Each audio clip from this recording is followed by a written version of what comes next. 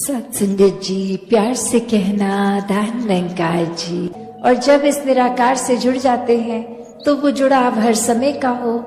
एक कुछ मन में भाव जब एक परिस्थिति के अनुसार, एक सिचुएशनल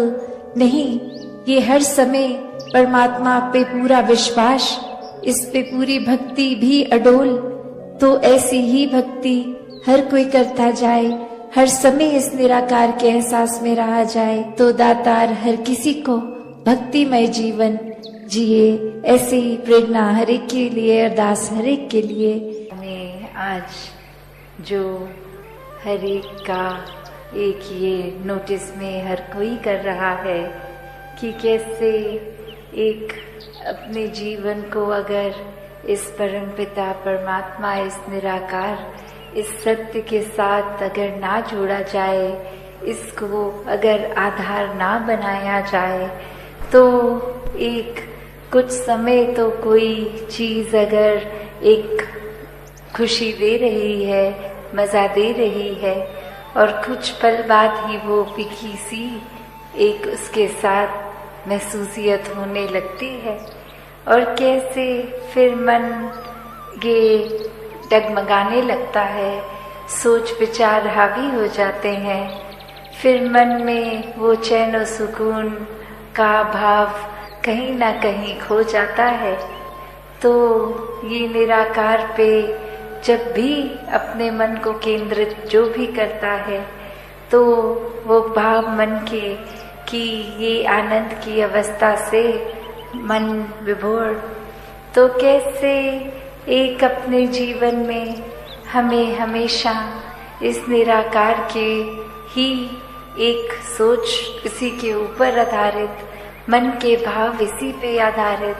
और दिल से फिर ये जो प्यार पूरे संसार के लिए एक संत जनों की शिक्षाओं पे आधारित जीवन बनाकर जिया जाए। वरना तो संसार में आज हम देखते हैं तो लोग कोई भी चीज से बहुत आसानी से भ्रमित कर देते हैं। एक बात बोलकर कि वो जिसको हम रूमर्स का नाम देते हैं कि किसी ने कुछ कह दिया वो सच है नहीं है। कैसे आजकल हम सोशल मीडिया पे या वर्ड ऑफ माउथ से देखते हैं कि वो बात ठीक है नहीं है, बस आगे से आगे वो बात पहुंचा दी, हर किसी को कुछ भी बोल दिया, और ये भी खुद अपने एंड से चेक नहीं किया कि वो ठीक भी है कि नहीं है। दासी ने एक उदाहरण कुछ समय पहले आपके चरणों में रखा था, और वही कहानी फिर से कि कैसे एक कॉलेज में एक दूसरे देश का किसी व्यक्ति ने परफॉर्म करना, और वहीं वो भाषा जो वो व्यक्ति इस्तेमाल करते थे, बाकी अन्य वो स्टूडेंट्स उस भाषा को समझते ही नहीं थे। तो उन्हीं में से एक स्टूडेंट को मस्ती एक दिमाग में आई, और वो माइक से पहले उन वक्ता के खुद आ गए और बोलने लगे कि इनकी एक खासियत है, ये बहुत ही एक कॉमिक, एक बहुत ही मजाकिया एक हमारे आगे प्रस्तुति रखेंगे, पर खास बात यही कि इनके चेहरे के ऊपर एक्सप्रेशन, ये मुंह के आव भाव चेहरे के बहुत ही सीरियस, गंभीर दिखेंगे। हो सकता है एक हमें उनकी आवाज टोन से लगे कि ये गुस्सा भी हो रहे हैं, पर ये सब कुछ एक मजाकिया ही इनकी प्रस्तुति है, तो बार बार इनकी प्रस्तुति के बीच में हंसते रहना है। और ऐसा वो व्यक्ति बोलकर उतर गया, और अब वो परफॉर्मर आए, और वो जब अपनी एक स्पीच, एक अपना कला पेश करने लगे, तो सभी विद्यार्थी हंसने लग गए, और वही वो चेहरा और गंभीर होता गया कि मैं इतना सीरियस कोई मैसेज दे रहा हूँ, विद्यार्थी तो सभी हंस रहे हैं, पर वहाँ विद्यार्थियों के ऊपर ये प्रभाव उस एक स्टूडेंट का छोड़ा हुआ कि इसमें तो हंसना ही है, और पूरी परफॉर्मेंस में वो कहीं ना कहीं अपने आप से बीच में हंसते चले गए। और अब वो परफॉर्मर अंत में इतना उसमें गुस्सा आ गया, वो स्टेज को ही छोड़कर चला गया और उसके एग्जिट पे भी विद्यार्थी और जोर से हंस रहे। तो वो भाव क्या कि एक व्यक्ति ने कैसे एक हर एक को, जो बात तो कुछ ऐसी थी नहीं, वो परफॉर्मर भी कोई मजाकिया अदाकारी नहीं, कोई एक बहुत ही गंभीर मैसेज, सोशल मैसेज देने आया और किसी ने भी वो, क्योंकि एक कान में बात किसी एक व्यक्ति द्वारा गई कि ये ऐसा नहीं ऐसा है, तो हमने अपने दिमाग की वो परसेप्शन वैसे बना के उसी के ऊपर अपने मन के भावों को मोड़ लिया कि उस एक व्यक्ति ने जैसा कहा है तो ठीक ही कहा होगा। तो वैसे ही एक संसार का वातावरण कि एक व्यक्ति ने कुछ कहा और हमने फिर, चाहे वो संदेश क्या मिल रहा है क्या नहीं, उसको छोड़ के बस अपने दिमाग में जो धारणा पहले से बनाई थी उसी धारणा को लेके आगे अपना व्यवहार बदल दिया। तो इस पूरे स्टोरी में जो भाव है कि दुनिया में तो एक भ्रमित करने वाले बहुत ही मिलेंगे, हर किसी ने अपनी मान्यताओं के, अपने एक्सपीरियंस और कुछ एक स्वभाव भी कभी कभी अड़चने डालने वाला किसी का, तो उसने अपने मुताबिक अपना फायदा देखते हुए ही एक ऐसा कह देना है कुछ, तो वो एक भ्रमित करने वाले तो हैं, पर वो गलती किसकी आती है जो वो भ्रम में पड़ जाए। जब हम ब्रह्मपुरुष होकर, एक ब्रह्मज्ञानी होकर, तो भी अगर हम भटक जाते हैं किसी के कुछ कहने पे, तो फिर ये चेतनता कहाँ है। अगर हम इस स्टोरी के केस में देखें तो फिर भी वो स्कोप हो सकता है कि वो भाषा नहीं समझते थे तो किसी ने जो कह दिया उसी को ही सच्चाई मान ली। यहाँ तो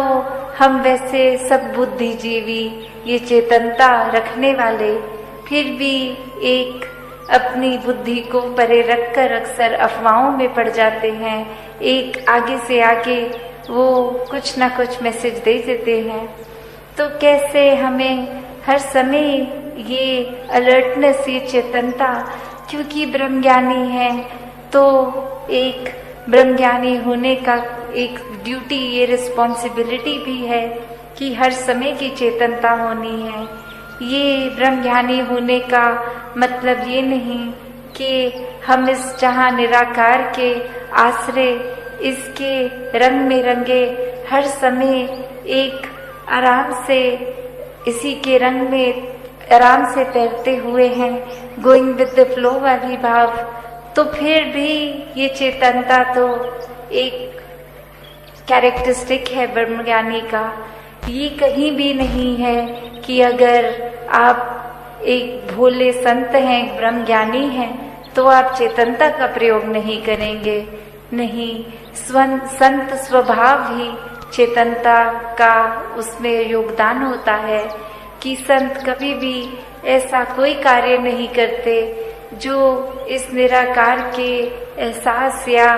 कोई एक अच्छी शिक्षाओं से विपरीत होता है। एक माइंडलेस एक्टिविटी में कभी कोई भी संत इंडल्ज नहीं करता, तो वो परख भी कि क्या ठीक है क्या गलत है, हर समय का वो डिसीजन बनाना, यह चेतनता ही एक उपयोग में आती है कि ये परमात्मा, ये मूल, ये जीवन में प्राप्त करना था, पर ये दुनिया अभी माया में ही हम उलझ के रह गए। और ऐसा ही एक उदाहरण कि एक इंसान ने एक बस में एक वॉलेट मिलता है किसी को और वो जोर से अनाउंसमेंट करता है कि ये किसी का ऐसा कुछ खोया है वॉलेट जिसमें बहुत सारे पैसे हैं। तो हर कोई कहता है कि हाँ हमारा वॉलेट खो गया। तो वो इस वजह से कहते हैं क्योंकि वो अनाउंसमेंट में कहा था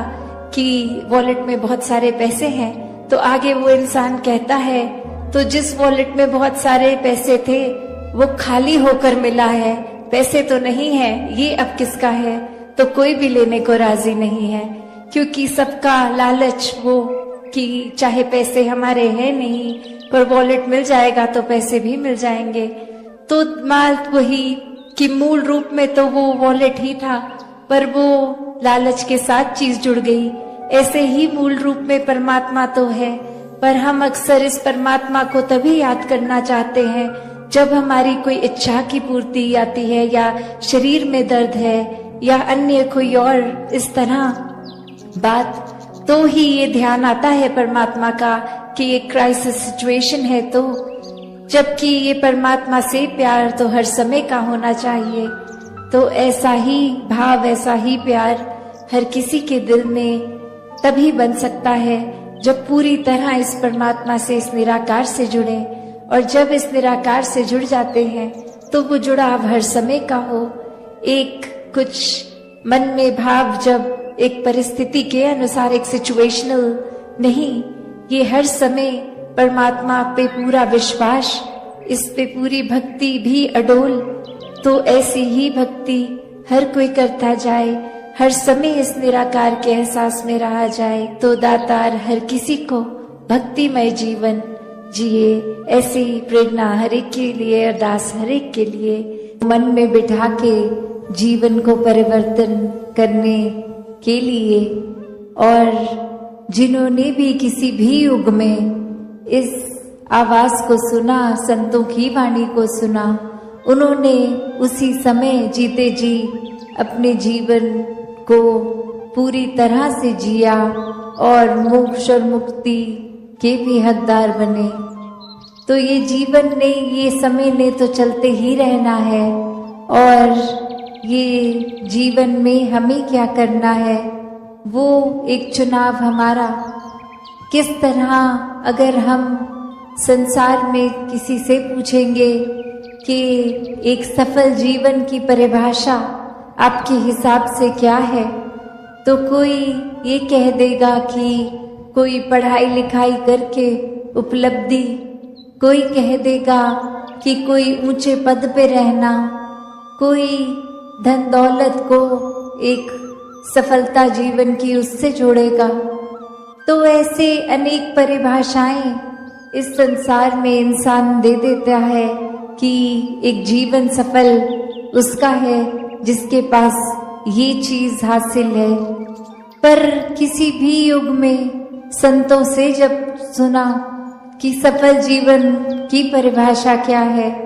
तो संतों ने यही समझाया कि इस जीवन में आने का जो उद्देश्य, ये भाव मन का कहाँ से आए हैं, कहाँ जाना है, ये परमात्मा की प्राप्ति, इस परमात्मा के हो जाना, इस परमात्मा में एकमिक हो जाना, इस परमात्मा के एहसास में रहना, ये ब्रह्म ज्ञान द्वारा जीवन को सफल कर लेना ही असल में सफलता है। चाहे इस परमात्मा ने रहने के लिए जो व्यवस्था करी है, चाहे वो महल रूप, चाहे झोपड़ी रूप, चाहे किसी तरह का भी कल्चर एक रहना, किसी तरह का भी खाना पीना, तो ये सब मुबारक है।